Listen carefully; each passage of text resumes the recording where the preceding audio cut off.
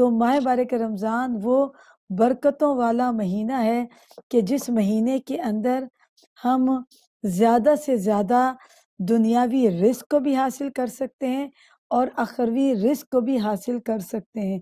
क्योंकि यही वो मुबारक महीना है कि जिसमें खुदा अपने बंदों को मेहमान बनाता है और मेज़बानी करता है।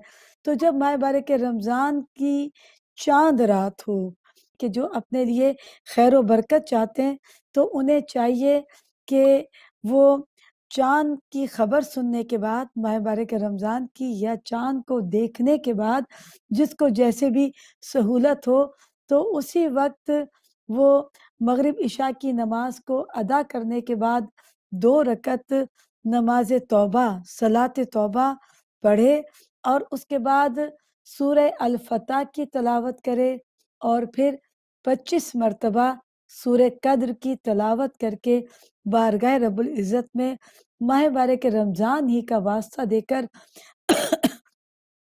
दुआ करे, तो यकीन जानिए कि अल्लाह करीम उसके लिए रिज़्क के दरवाज़े खोल देगा। और आप और मैं समझते हैं कि सिर्फ़ खाने-पीने ही का रिज़्क होता है, बल्कि ये रिज़्क नहीं है, आँखों क्या की बसारत का रिज़्क भी होता है, दिल बात की शराह सद्र होने का रिज़्क भी होता है, क्या दिमाग के बात सोचने का रिज़्क भी होता है, कानों के सुनने का रिज़्क भी होता है और हाँ, आज़ो जवारे के बंदगी के ऊपर आमिल होने का रिज़्क भी होता है। कब्र में फिशारे कब्र से बचने का रिज़्क भी होता है। पुले सिरात से गुज़रने के लिए ज़ादे राह का रिज़्क भी होता है।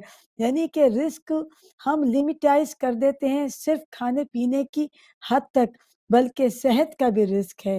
यानी रिज़्क की अगर डेफ़िनिशंस के अंदर आप और हम जाएँ, तो उसमें हम उसे शुमार नहीं कर सकते।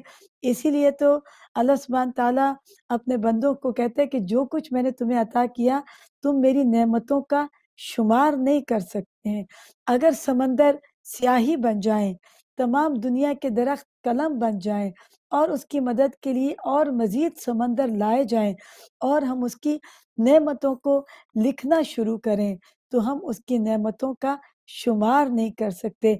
कुजा के उनमें सबसे एक अज़ीम नेमत जो विलायत की अल्लाह करीम ने हमें अता की है।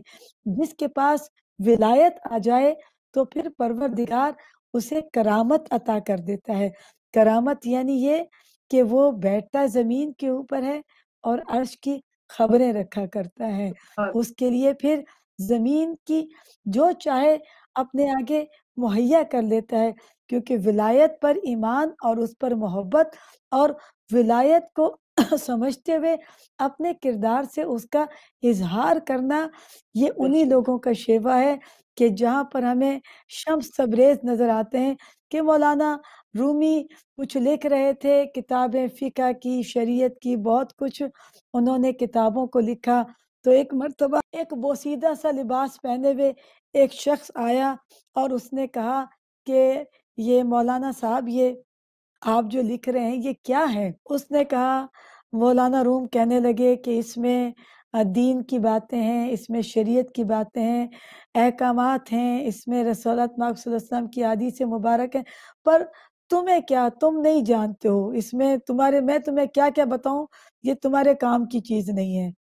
अब उस बोसीदा लिबास वाले ने कि जिसके लिबास के ऊपर बहुत ज़्यादा पैबंद थे, हाथ में एक टूटा हुआ असा था, उसने जब ये सुना कि तुम्हारे काम की नहीं है, तो उसने फिर उन तमाम किताबों को उठाया, करीब में तालाब था और उन किताबों को उस तालाब में डाल दिया। जब उस किताबों को तालाब में डाल दिया तो मौलाना रूमी ने तो धाड़-धाड़ मचा दी, शोर मचा दिया, "ये तुमने क्या कर दिया? मेरी पूरी ज़िंदगी की मेहनत थी कि जो तुमने पानी में डाल दी, ये तुमने क्या किया?" अब वही जो सादा इंसान था, अब उसने तालाब में हाथ डाला और उससे किताब निकालता था, बजाए पानी के उससे मिट्टी झाड़ कर क्या पढ़ा उसे पकड़ा दिया। तो अब क्या वो पूछते हैं मौलाना रूमी कि ये क्या है? तो वो कहते हैं कि ये तुम नहीं जानते कि ये क्या है, ये विलायत है। کہ जहाँ पर विलायत होती है, तो मौला के दर की कनीज़ दीवार को सोने की दीवार बना देती है।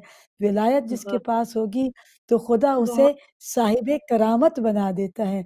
साहिबे बहुत करामत और यही मौला मुत्तकियान अली इब्न अबी तालिब अलैहिस्सलाम का ये एक कौल मुबारक है, ये मौला की हदीस है कि माह बारक रमज़ान के हवाले से, क्योंकि अभी पहली शब है और आप इस्तकबाल रमज़ान के हवाले से